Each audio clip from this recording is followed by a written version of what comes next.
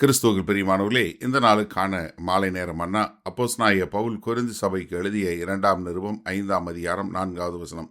2 கொரிந்தியர் 5:4, 2 Corinthians 5:4. இந்த கூடாரத்தில் இருக்கிற நாம் பாரம் சுமந்து தவிக்கிறோம். இந்த போர்வையை களைந்து போட வேண்டும் என்று விரும்பாமல், மரணமானது ஜீவனாலே விழுங்கப்படுவதற்காக போர்வை தரித்தவர்களாய் இருக்க வேண்டும் என்று விரும்புகிறோம்.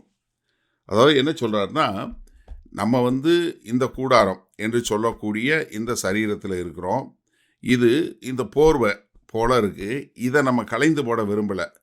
மாறாக இதற்கு மேலே இன்னும் ஒரு துணியை போட்டு நம்மளை மூடணும். அது என்ன? அழியாமை என்கிற ஒரு துணியை போட்டு நம்ம இன்னும் அதாவது மரணத்தை சந்திக்காமல் மரணத்தை ஜெயங்கொண்டவர்களாய் நம்ம மீண்டும் இதற்கு மேல் ஒரு அழியாமையின் வஸ்திரத்தை தரித்தவர்களாய் நம்ம மாறுவதற்கு விரும்புகிறோம். எப்படி? நம்ம இருக்கிற இந்த சரீரத்தில் இருந்து தவிக்கிறோம். ஆனால் இந்த சரீரத்தை விட்டு போகணும் இல்லாமல், இந்த சரீரம் ஒரு நொடி பொழுதுல மாறக்கூடிய ஒரு புதிய ஆடை, அதாவது ஒரு அழிவில்லாத அழியாமை நம்மை தரித்து கொள்ள வேண்டும் என்று சொல்லக்கூடியதாக. இதை பிலிப்பை பட்டணத்தில் உள்ள சபைக்கு எழுதும்போது பிலிப்பியர் 1ஆவது அதிகாரம் 21வது வசனத்திலிருந்து பாருங்க. கிறிஸ்து எனக்கு ஜீவன், சாவு எனக்கு ஆதாயம். ஆகிலும் சரீரத்தில் பிழைத்திருக்கிறதுனாலே என் கிரியைக்கு பலனுண்டாயிருப்பதால் நான் தெரிந்து கொள்ள வேண்டியது இன்னதென்று அறியேன். ஏனெனில் இவ்விரண்டினாலும் நான் நெருக்கப்படுகிறேன். தேகத்தை விட்டு பிரிந்து கிறிஸ்துவுடனே கூட இருக்க எனக்கு ஆசையுண்டு.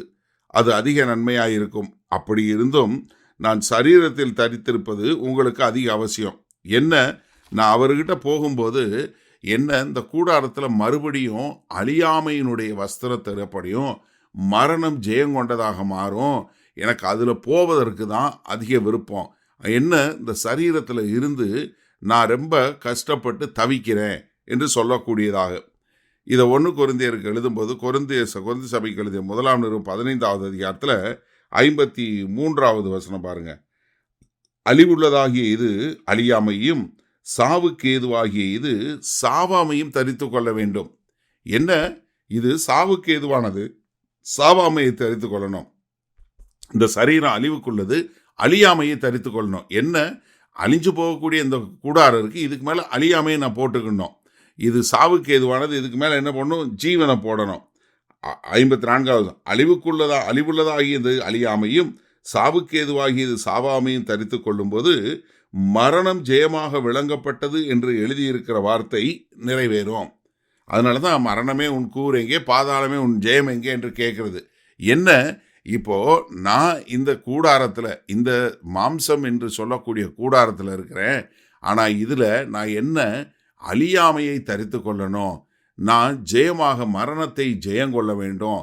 அப்படி மரணத்தை ஜெயங்கொண்டு நான் இந்த அழியாமையை தரித்து கொண்டு நான் கர்த்தரோடு இருக்க வேண்டும் என்று சொல்லி விரும்புகிறேன் என்று சொல்லக்கூடிய ஒரு விருப்பத்தை அப்போஸ்தலனாகிய பவுல் வெளிப்படுத்துகிறார். சரி, இந்த நாளில் இந்த வசனத்தை நம்ம எப்படி எடுத்துக்கொள்வது? இதை 2 விதமாக எடுத்துக்கொள்ள முடியும். ஒன்று நமக்கு கடமை இருக்கிறது பூமியில், அந்த கடமையை முடிச்சுட்டு நம்ம கர்த்தர்கிட்ட போய் நம்ம இதை தரித்து கொள்ளணும்னு சொல்லக்கூடியது. ஆனால் இன்னொரு காரியம் என்னென்னா, நம்ம இருக்கிற இந்த வாழ்நாள்லே, நம்ம இந்த மாம்சத்தில் வாழுகிற இந்த வாழ்நாட்கள்லே கர்த்தர் வந்துட மாட்டாரா? எப்படி? கர்த்தர் வந்துட மாட்டாரா? அப்படி வந்தார்னா என்ன ஆகும்? ஒரு நொடி பொழுதுல நம்முடைய இந்த சரீரம், அழியாமையுள்ள சரீரம், அழிவுள்ள சரீரம் அழியாமையை தரித்து கொள்ளும். எப்படி? நம்மளுடைய இந்த மாம்ச பிரகாரமான சரீரம் என்ன பண்ணப்படும்?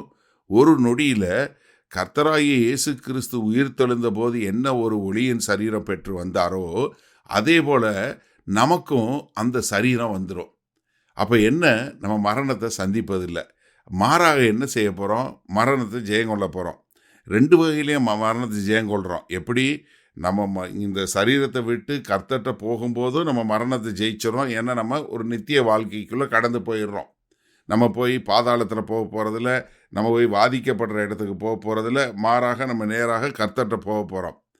அதே மாதிரி நம்ம உயிரோட ஜீவனோட இருக்கும்போதே கர்த்தர் வந்தார்னா நமக்கு இந்த சரீரம் மாற்றப்பட்டு ஒரு புது சரீரம் கொடுக்கப்படும்.